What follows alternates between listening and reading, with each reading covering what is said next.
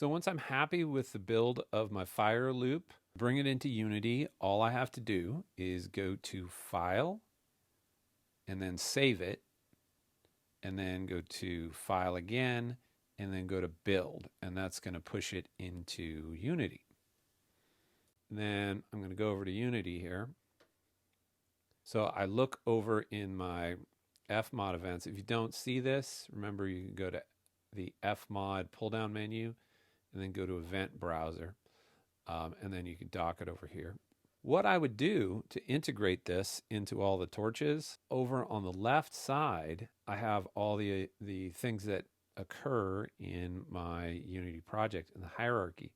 So what I'm going to do is go to Content, and then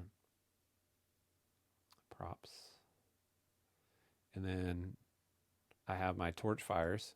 Then that has a folder within it, and then just click on any one of these events, and if you double click on it, it'll take you right to that event. So over here in your inspector, and if you don't see your inspector, maybe you're still in your Fmods event window, so click over to inspector. Up at the top, I can see that I'm on my torch object. Click add component, go to Fmod Studio, and then you're looking for a studio event emitter. You need to figure out what event you want. So you just want that fire loop that you built. So click the little search tab, and then it brings up your different Fmod events. Double click fire, and then what it'll do is it will place an audio event right here. So you still have to tell it when to start. So go to play event at object start, and just for the fun of it, let's override attenuation. So this is a 3D event. So what's going to happen is when you walk by, you're going to hear it.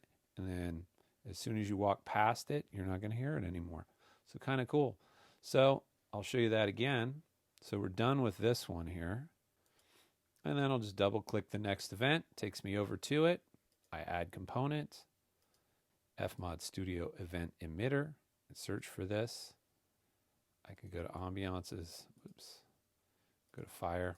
Then I want the play event to happen when the object starts, so when the game starts, and then override attenuation.